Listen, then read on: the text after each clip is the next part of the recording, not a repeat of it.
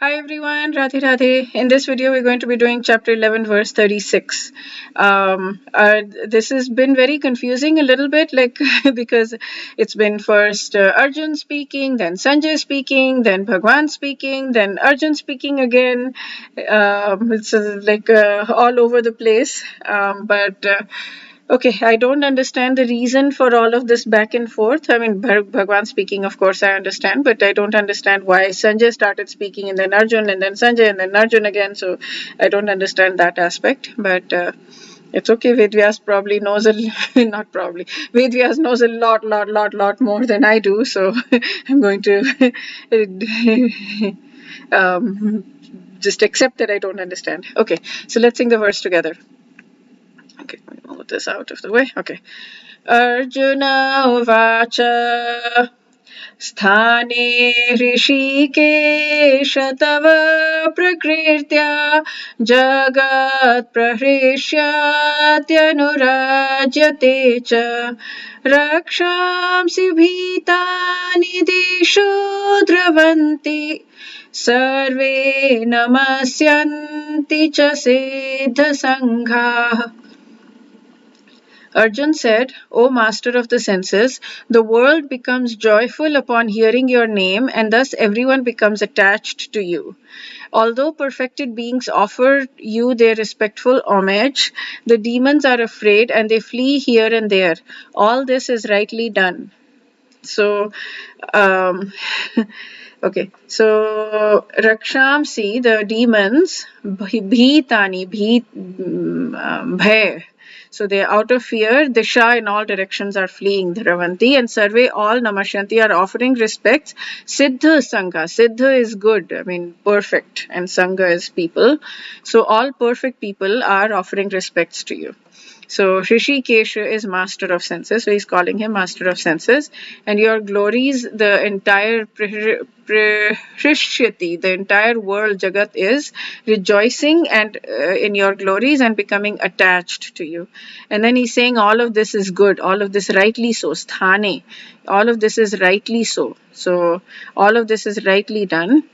So Arjun, after hearing from Krishna, becomes enlightened, and as a great devotee and friend, he's saying everything. I love this aspect so much. I love the sentence. He's saying everything that is done by Krishna is quite right. He's saying yes, he's become a devotee and he's seeing like everything you're doing is perfect. Everything you're doing is absolutely right and absolutely perfect, and his actions are equally good for all. So yeah. So Arjun, like everybody was observing the fight because Krishna was there. Yeah. So he saw that the demigods took pleasure in it, but demons were afraid. They were fleeing. And so he says here also in the last line, it is only appropriate that the world glorifies the Supreme Lord. Three aspects. World glorifies the Supreme Lord.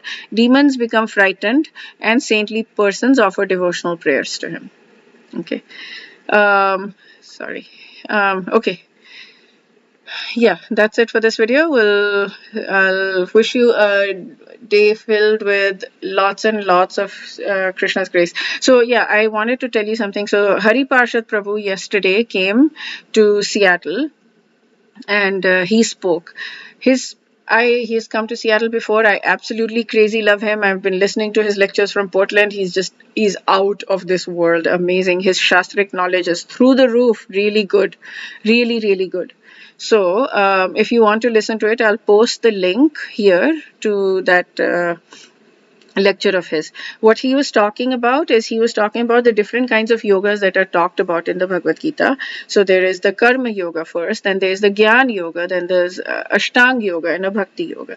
So he talks about why Karma Yoga we're not fit for that, why we shouldn't be following that path, why the Gyan Yoga is difficult and we can follow that, but we shouldn't be following that. It depends on what we want, of course, but he gives us like very clearly, and he gives Shastric proof for all of that. And then why Ashtang Yoga yoga is difficult and we can't do it and we shouldn't do it. And I mean, we can do it, we can, but it's just very difficult and it's up to us what we want to achieve. And then bhakti yoga, what the criteria are for all of these, who is qualified to perform all of these. And so like, for example, for Gyan Yoga, we go to impersonal Brahman. So it depends on whether you want to go to impersonal Brahman or not. And he explains what Brahman is in great detail.